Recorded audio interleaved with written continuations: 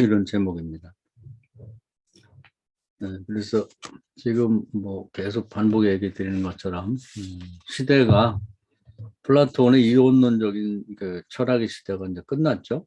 그래서 그런 서양 철학 하면 이제 플라톤 이론론인데 서양 철학이 이제 종말을 구했다, 해체됐다 이렇게 말하고 그러면 그다음 뭐냐 이론론이겠죠.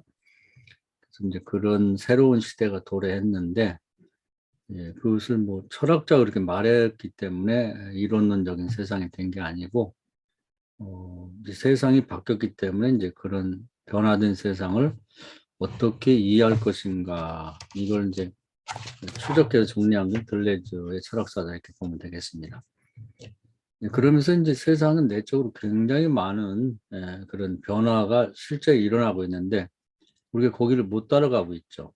이론론의 이제 대표적인 그 구체적인 형태는 뭐냐면 이제 메타버스죠.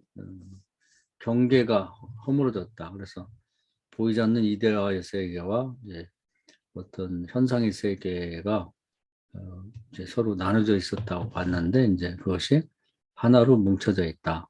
경계가 무너졌다. 이거 철학에서 그것이 이론론이 되기 때문에 이제 그 실제 세상에서 이제 메타버스가 되는 거죠. 그러면서 이제 그런 것들이 모든 영역에서 놀랍게 이제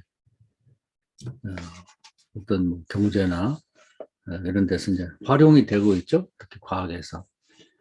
근데 이제 우리 기독교는 이제 알고 보면 이제 놀랄 일이 없는 게 출애굽기부터 이제 이론론이 시대가 도래했다고 보는 거죠. 그리고 예수님 때는 뭐 확연히 그렇게 됐고, 또 사도행전 시대가 되면서 이제 성령이 임하면서 하늘과 땅, 또 영적 세계와 육신의 세계가 하나로 합쳐졌다. 이제 그걸 벌써부터 얘기를 한 거죠.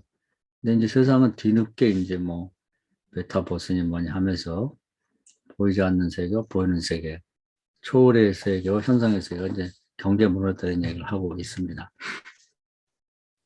그래서 이런 시대에 그러면 그 어떻게 우리가 대처해야 되고 이해를 할 수 있겠는가 하는데, 오늘은 주제가 그 내재성과 양태 이런 얘기인데요. 내재성이라고 하면 좀 어려운 표현일 수 있으니까 실체와 양태 이렇게 표현해도 좋을 것 같아요. 우리 인간, 뭐 다른 사물을 빼놓고 자연을 빼놓고 인간에게 있어서 변치 않는 그 사람 고유의 어떤 정체성, 아이덴티티, 실체가 있는가, 그런 얘기죠. 과거에는 실체가 있다고 생각을 했고, 이제 기독교 이제 배제를 생각해 보면 이제 그 이데아가 어떤 진료 속에 들어가서 이제 눈에 보이는 이제 현상의 세계가 생겼는데, 그 이데아가 말하자면 변치 않는 이제 실체가 되겠죠. 그래서 그것이 뭐 이데아 자체에 있건 아니면 이 진료 속에 들어와 있건, 또 아니면 이데아가 에로스를 통해서 이데아로 돌아가는 과정에 있던 그 실체는 항상 있는 거죠. 그건 변함이 없는 거예요. 그 있다고 하는 걸 포기하기 어려운 거죠. 또 이제 기독교 중세 철학에 오면 이제 그 하나님 형상이 되는 거죠. 그래서 사람에게는 하나님이 주신 형상이 있다. 그것은 이제 변함이 없는 거죠. 그래서 여기 모인 우리 목사님들도 다 다른 거죠. 각자가. 그런 것이 있다고 하는 것을 늘 생각하고 당연한 걸 받아들였죠. 그래서 이제 이걸 뭐, 이게 다양하다고 얘기를 하더라도, 이제 뭐 예를 들면은, 파르메이데스 같은 경우는 이제 그런 실체가 하나고, 그건 뭐 변함이 없다. 그리고 뭐 눈에 보이는 변화라든지 운동 같은 것은 그냥 양태의 변화이기 때문에 본질적인 변화는 없는 것이다. 없는 게 있고 있는 게 없고 이런 식이 아니다. 있는 건 그냥 영원히 있다. 이런 식으로 본 거죠. 실체가 항상 중요했고 항상 존재했고 변함 없는 거다. 그래서 아리스토텔레스도 이제 뭐 실체를 여러 가지로 얘기했지만 그럼에도 불구하고 그 실체라고 하는 것은 있다고 주장을 한 거죠. 그래서 이제 뭐 실체, 양, 질, 관계, 양상, 뭐 수동, 능동, 뭐 시간, 장소 이런 것들 포함해서 한 10가지 범주로 따져보면 실체가 많이 있는 거죠. 근데 이제 그것은 변함이 없이 주어져 있는 거고, 이제 단지 실체 사이에 차등이 있다. 가장 높은 실체는 플라톤이 이데아를 염두에 두기 때문에 부동의 동자를 써요. 그런 이제 실체가 있고, 그 밑에 이제 이렇게 층을 이루면서 다양한 실체들이 있다. 그래서 유가 있고 종이 있고 개체가 있고 그런 식으로 설명을 했습니다. 그럼에도 불구하고 하여튼 실체라는 걸 항상 쥐고 있는 거죠. 부정할 수 없는. 우리도 이제 기독교인이다 보니까 이제 중세 철학이 어떤 그리스 철학과 만나면서 이제 하나님의 형상 문제가 신학에서 중요한 그런 문제로 대두가 되죠. 그래서 항상 교회도 실체가 있다. 또 사람에게도 실체가 있다. 이런 본질과 결합된 어떤 진료가 통해서 이제 각자 대체 불가능한 실체가 있다는 걸 항상 염두에 두고 살아왔죠. 근데 이게 이제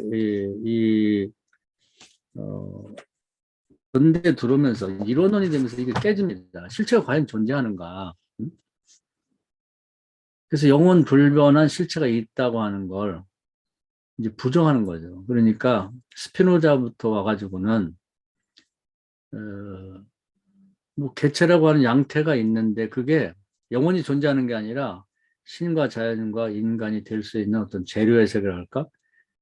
그걸 가능케 하는 그런 실체로서의 실체보다 더 근원적인 실체가 자기 모양을 잠깐 나타냈다가 크게 보면 신과 자연과 인간의 모양으로 나타났다가 다시 되돌아가는 거죠. 그리고 고정돼서 그냥 있는 게 아니에요. 신과 자연과 인간이라고 하는 양태가 있긴 있지만 어떤 하나의 개체가 거기 가서 이렇게 신적 자연적 인간인 그 존재 아니면 실체들이 만드는 그것이 양태를 나타냈다가 다시 그대로 돌아가는 거죠. 그러니까 고정돼서 영원 불변한 어떤 개체라는 건 존재하지 않는 거죠. 그러니까 이제 여기까지만 해도 이제 어떻게든지 실체와의 관계를 어느 정도 유지하려고 하는 것이 있지만 이 사람도 이제 유대교인이다 보니까 흉에 와서는 아주 완전히 다른 얘기를 하는 거예요. 뭐냐면 우리가 생각하는 어떤 실체 또는 개체라고 하는 건 관념의 다발이다. 그런 얘기예요. 그러니까 지금 이제 돌아가신 저희 부모님이 다 돌아가셨습니다만은 우리 아버지가 계시다고 그랬을 때 그분이 실체가 없거든요. 그분도 처음에는 없는 상태에서 아마 우리 아버지가 난자와 정자로 있다가 만나가지고 아기가 돼갖고 근데 점점 크잖아요.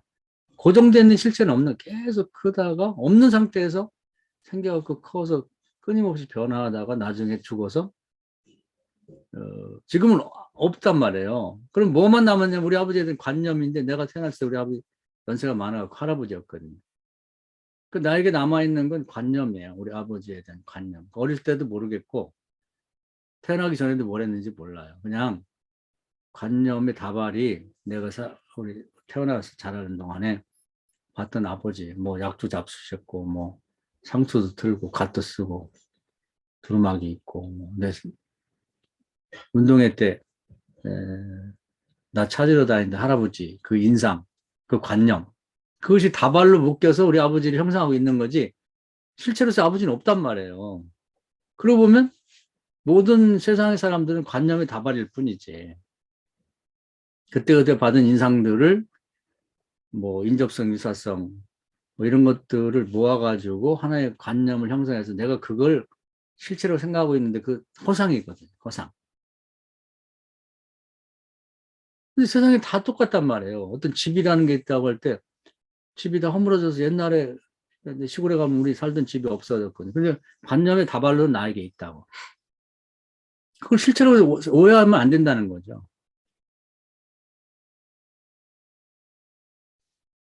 그래서 실체는 없다는 거예요. 슈메 와서 이제 완전히 실체가 깨져버립니다. 남은 건 관념의 다발이다. 우리가 예를 들어서 솔로몬을 얘기할 때 솔로몬이 어떻게 생겼는지 모르잖아요. 실체는 몰라요. 키가 컸는지 잘생겼는지 못생겼는지 추남인지 목소리는 어떤지 걸음걸이 어떤지 잘 몰라요.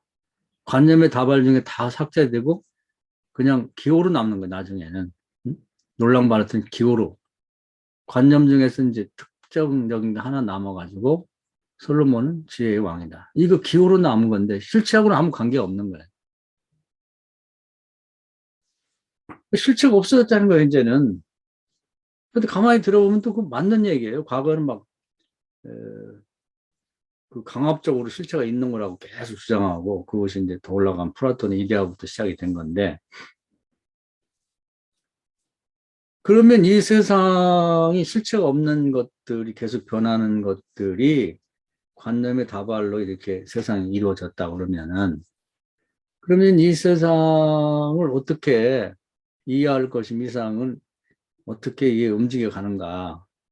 그래서 이제 유물론자들은 막스부터 시작해가지고 이 외부의 어떤 도움 없이 지금 이 지상에 있는 현재 계속 변하고 있는 것들 그런 것들이 서로 뭐 이제 유물론적으로 말하면 인과론적인 원인과 결과가 서로 부닥쳐가면서 변화를 일으키면서 살아가는 것이다. 그러면 그 변화를 일으키는 동력은 어디서 오는 거냐? 그런데 이제 뭐 유물론자들 여기 얘기 나오는 뭐 지적 같은 사람은 그럼에도 불구하고 외부에서 초월적인 데서 뭔가 개입이 있지 않겠냐. 그래서 기독교적인 아니면 관념론적인 것을 이제 뒤로오게 됩니다.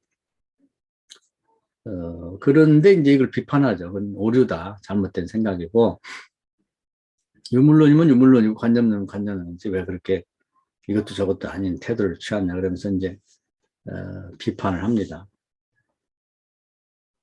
그렇다고 그러면은, 이 세상을 이제 변화시키는, 그거 뭐, 엥겔스는 여기 사람도 비판하지만, 우리가 그동안에 보면, 이 세상 역사 발전의 과정이 있다. 그래서 처음에 원수직 공동체에서 그다음에 뭐 중세의 뭐 이 귀족 중심의 사회 그런 사회에서 이제 그다음에 뭐 자본주의가 나오고 그다음에는 사회주의로 가고 공산주의로 간다. 그 역사 발전의 문제를 얘기했는데 그건 말도 안 된다는 거 그런 어떤 구조나 형태가 이미 만들어져 있지 않다는 거죠.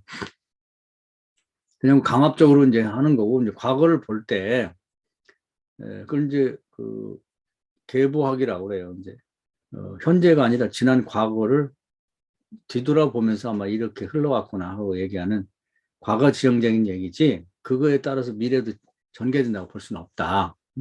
계보학적으로 하는 얘기지. 그렇다고 그러면 막스도 풀지 못했다고 하는데 자본주의 전 단계에서 어떻게 자본주의로 변환이 됐는가 그걸 설명할 길이 없는 거예요. 그 동력은 어디서 생겼는가.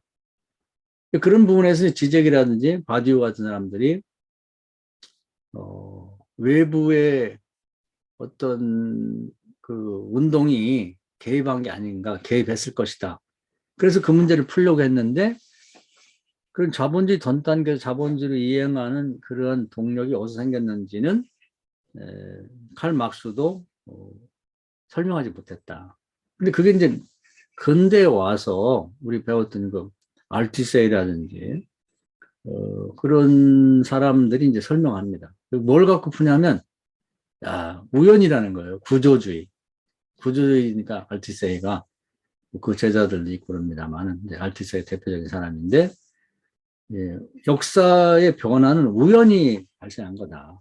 그러니까 로마 시대도 그 자본주의 전 단계까지 갔었다는 거예요. 그리고 중세 귀족 사회에서도 자본주의 전 단계까지 갔는데 자본주의로 발전을 못했다. 근데 근대 와서 자본주의 전 단계 자본주의로 전환이 된 것은 뭐 어떤 분명한 원인이 있고 그 원인에 따른 결과가 아니라 우연히 이렇게 된 거예요. 우연 이렇게도 해보고 저렇게 하다가 주사위 놀이처럼 자본주의가 갑자기 탄생한 거다. 그렇게 보는 거예요. 그래서 우연으로 문제를 해결하는 거예요. 그래서 이제 어떤 틀이라든지 이런 것들을 다 거부하고 이 현대에 있는 어떤 아까는 뭐 사람을 얘기했다면 지금 정치 체제라든지 사회 체계에도 그것이 우연에 의해서 이렇게 형성이 되고 또 이게 언제 어떻게 바뀔지 모르죠. 이것도 그동 역사를 보면은 뭐 원시 공산사회도 있었고 또 뭐 중세 귀족 사회도 있었고 그리고 이제 또 자본주의 사회가 있었는데 지금 도래했는데 앞으로 또 어떤 사회로 변화가 될지는 아무도 예측할 수 없는 거고 또 의견에 따라서 그게 될 수가 있는 거죠. 자본주의가 뭐 완벽하고 이 체제가 계속 고정돼 간다고 볼 수는 없는 거죠. 또 신이 준 것도 아니고 우연히 만들어내니까 우연히 없어질 수가 있는 거죠. 그렇게 보는 거예요. 이제 그러면서 그러면 이제 그 공산주의 사상을 가진 사람들은 이제 들레즈나 이 사람들의 사상에 대해서 비판적으로 말하는데 아니 그럼 인류 사회의 변혁이 신의 개입도 없고 그럼 우연에 의해서 지배가 된다고 그러면 이 사회를 좀 더 나은 사회로 만들기 위해서 그럼 사람이 할 수 있는 게 아무것도 없냐? 이 좌파들이나 이제 이 공산주의 사상을 갖춘 사람들은 사람들이 혁명을 일으켜서요. 사람들이 노력에 의해서 바꿀 수 있다고 보는 거거든요. 그 소용없다는 거야. 그렇게 해서 바꿔지는 게 아니라는 거죠. 구조주의, 우연히, 자연스럽게 그렇게 바뀌어지는 거고 그렇게 되는 거다. 그러면 이제 우리는 아무것도 할 수 없는 거냐. 인간에 의해서 인간의 세상을 바꾸다 하는데 그게 안 된다는 거냐. 좌파들이 이제 들레즈를 싫어하죠. 그런데 이제 들레즈가 하는 얘기는 이제 인간의 노력과 어떤 계획에 의해서 사회가 변혁되는 건 아니지만 그러나 그런 끊임없는 노력은 해야 된다. 사람들끼리 서로 협력해서 하는데 실험으로 끝나야 된다. 내가 이런 노력을 했기 때문에 반드시 어떤 원하는 결과를 얻는다고 기대하지 말라는 거예요. 그래서 실험 자체에다가 중점을 두고 끊임없이 세상의 변혁을 위해서 시도하라. 그래서 생성이라는 말을 쓰는데 계속해서 그런 마음이 그런 운동이 일어나는 걸 내버려 두고 그 자체가 잘못된 건 아니니까 생성이 계속해서 새롭게 시작이 되도록 또 실험하고 의도하고 그렇게 나가는 것이 이제 이 세상을 정확히 보는 것이다. 그게 뭐냐면 실험이 뭐냐면요. 우리가 지난번에 공부한 걸만 주사위 놀이예요. 주사위 놀이. 이렇게도 해보고 저렇게도 해보고. 그래서 마치 실제 세계에서 상상의 세계를 거쳐 상징의 세계로 가듯이 어떤 문제가 있을 때 뭐 사람들이 합의해서 아니면 신의 도움에 의해서 어떤 다음 단계로 가는 게 아니라 뭐 이상한 짓 하는 사람이 뭐 있다고 쳤을 때 광인을 볼 건가 정신병을 볼 건가 아니면 천재의 전조 증상을 볼 건가 그런 논의가 많이 되는데 누가 신이 뭐 정신병을 봐라 이렇게 말하는 거 아니라는 거죠. 사람들이 뭐 어떤 개인의 주장에서 유명한 사람이 이렇게 하자 한다고 되는 게 아니라 논의를 거쳐서 얘기를 쭉 하다 보니까 그중에서 주사인으로 이렇게 해서 생각하고 저렇게 생각했는데 결국은 정신병으로 보자. 그것이 이제 선택이 되고 우리 선택과 배제가 일어나는 거예요. 그게 실험이라고 보는 거예요. 생성이라고 보는 거예요. 그런 다음에 이제 그럼 이 사람은 어떻게 처리할 건가? 이것도 딱 고정되어 있는 거 아니죠.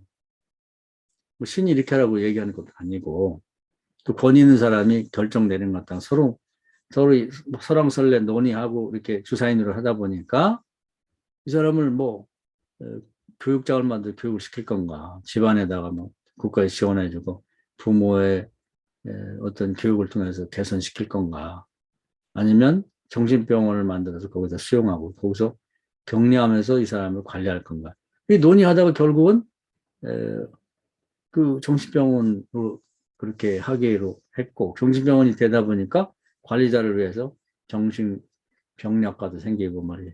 의과대학에다 정신과를 집어넣고 이런 식으로 이제 발전해 나간 거지 처음부터 누가 결정하고 시작한 게 아니고 또 신이 명령한 게 아니라는 거죠.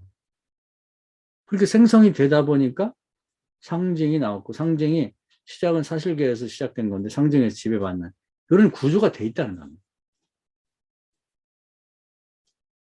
여기서는 이제 신이라고 하는 게 배제가 되는 거예요. 초월이 어디에서 개입에 들어오는 게 아니고 또 실체가 딱 정해진 것도 아니죠. 이게 또 이제 정신병이라고 할지 이제 이게 또 바뀔 수가 있잖아요. 뭐 여러 가지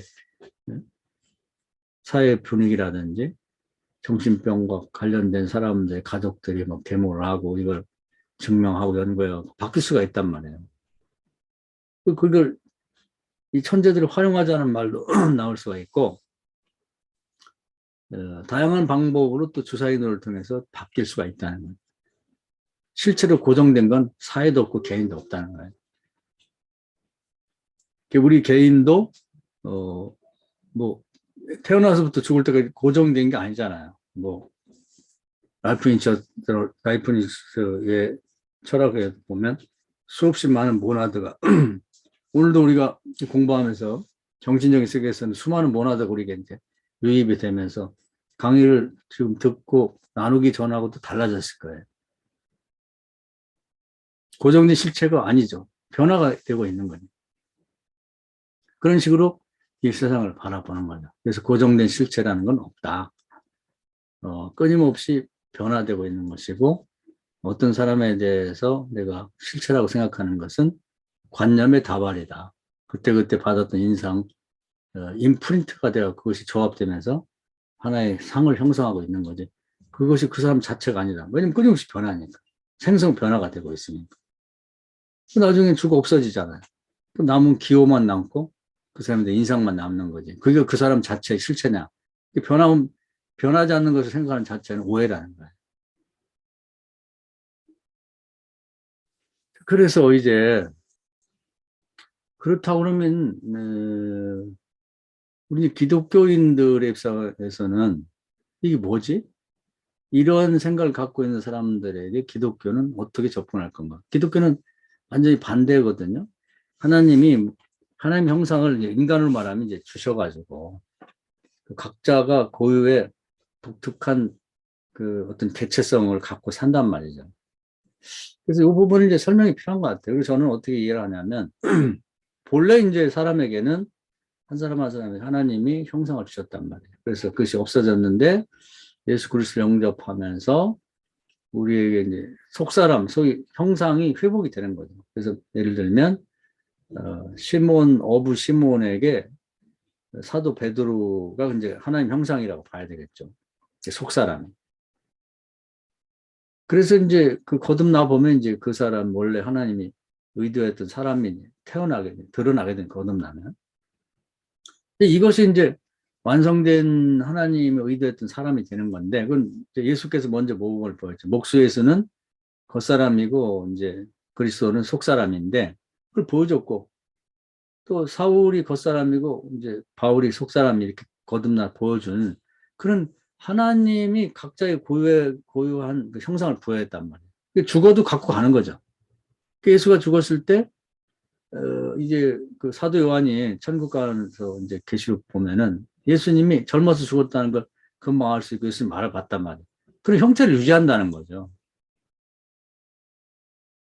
그러면 회개하고 예수님과 더불어 자기 형상, 하나님이 원래 주었던 고유의 형상을 회복하지 못한 사람은 어떻게 되느냐. 그건 상당히 어려운 문제예요. 근데 제가 이제 묵상을 많이 하고 생각하던 그 반제의 제왕 이런 걸 보니까 자기 형상이 원래 있는데 없는 거죠. 그게 뭐 같으냐면 귀신 같은 형태, 귀신 같은. 뭔가 형태가 고정된 형태가 없어요. 그래서 귀신은 자기 형태가 없기 때문에 사람을 흉내내서 자꾸 변신하는 거예요. 그러니까 죽어서 지옥 간 사람들은 이건 제 개인적인 신앙 고백적인 것입니다. 다음 사람이 누가 가서 만약에 본다면 자기 엄마 아빠의 얼굴을 몰라 그런 거예요.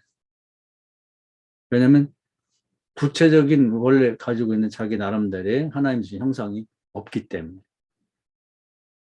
그래서 그 반지의 저항에 보면은 영혼을 빼앗긴 사람 같은 존재들이 나와요. 막 거의 짐승 같아갖고 거의 비슷하게 생겼는데 막 목소리도 이상하고, 그래서 여러 그 음성을 조합해서 만들었다는데 짐승의 그 괴성 같은 걸 줄이면서 막 무리를 이어서 다니는 형태가 되지 않을까.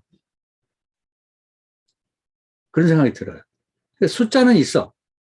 100명, 200명, 300명이 있는데 고유한 형태가 없기 때문에 이게 누군지를 모르는 거죠.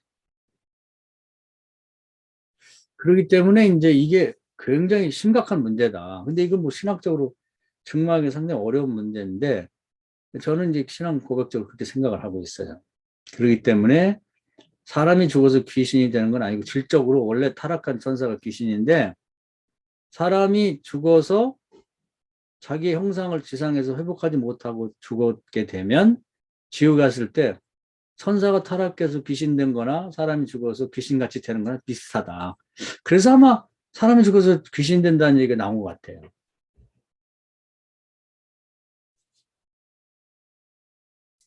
그래서 이런 문제를 뭐 사람들이 뭐 아니라고 생각하는 사람도 있고 뭐 또 뭐 동의하는 사람도 있고 있겠지만 진지하게 논의할 필요가 있다. 지금 왜냐하면 지금 이 세상의 철학이 실체는 없다고 얘기하기 때문에 거기에 대해서 기독교 답변이 필요하다.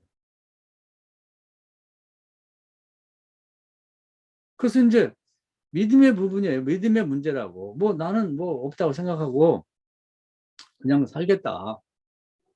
그건 뭐 본인이 각자 결정할 문제고. 그러나 예수님과 함께 이 하나님이 주신 형상을 회복하면서 요한복음 1장처럼 말씀처럼 하나님의 자녀가 되는 권세를 얻고 성령 받고 거듭나서 본래 하나님이 각자 한 사람 한 사람에게 주었던 하나님 형상에 걸맞는 사람으로 다시 태어나와서 그런 삶을 또 살게 되는 거죠.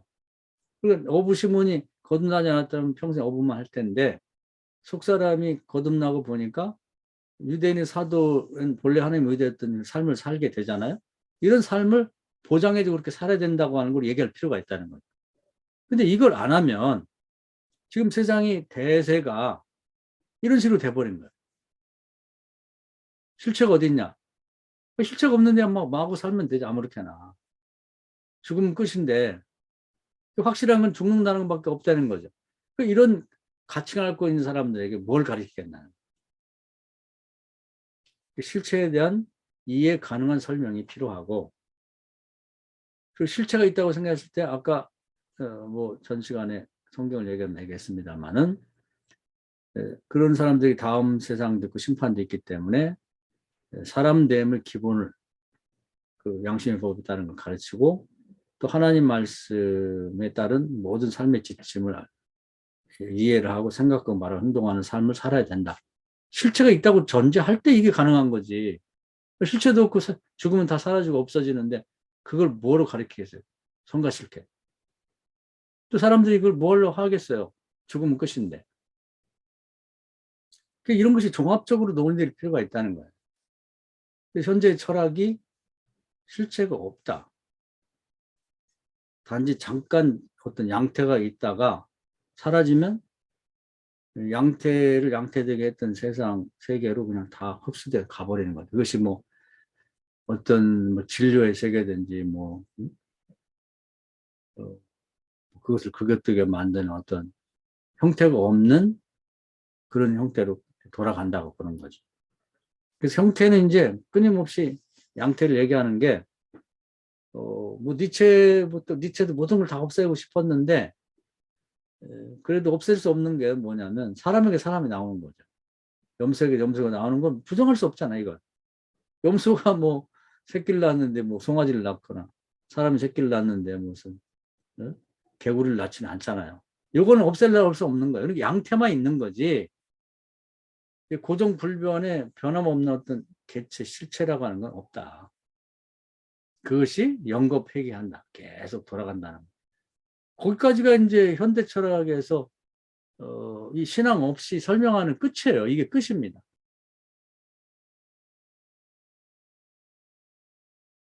그래서 이 점을 우리가 묵상하고 기도하면서 정말 무슨 머리를 상상해가지고 뭐 그냥 하나님의 편들기 위해서 뭐 이렇게 무슨 이론을 만들어내고 그런 게 아니라 성경의 근거에서 이런 시대를 위하고 이런 시대에 어떻게 복음을 재해석해서 제시할 건가. 그래서 몇 명이 믿고 안 믿고는 이제 그 사람들이 선택할 문제예요. 그래서 우리는 이런 작업을 해야 됩니다. 설교도 하고 뭔가 글도 쓰고 뭐 이런 일을 해야 된다는 거죠. 그래서 오늘은 아주 심각한 얘기를 했어요. 세상에는 지금 우리가 신경을 안 써서 그렇지 보이지 않는 세계와 보이는 세계가 이제 경계가 허물어졌다는 메타버스의 시대가 됐고 이것이 모든 삶에서 적용이 되어 살고 있고 또 철학적으로 사람들의 그 사상은 정신세계는 실체는 없고 그냥 양태로 나타났다가 이제 다시 본래 재료의 세계, 뭐 모든 게 가능한 세계로 돌아가는 그 개체는 없고 개체가 가지고 있는 고유한 어떤 정체성도 없다. 이런 세상을 살고 있는 것이죠. 그래서 요즘에 이제 익명성을 많이 얘기하고 그런 것이 개체가 있다는 게 불편한 거예요. 그래서 인정하고 싶지도 않고. 그래서 이제 이런 시대에 이제 교인들도 이제 교회에 와서 얼굴을 나타내고 서로 마주 보는 것보다 그냥 이렇게 인터넷으로 하면 좋잖아요. 그런 시대가 됐기 때문에 그런 거지. 그래서 이런 시대라고 하는 걸 이해하고 이제 그런 시대 현상이 어떻게 흘러가는지를 파악하고 이제 우리는 이게 성경에 근거하면 맞는 건 아니거든요.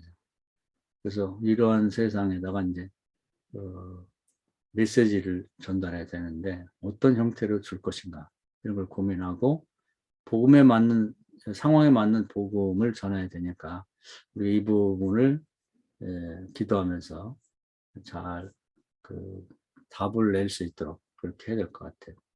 오늘 강의 여기까지 하겠습니다.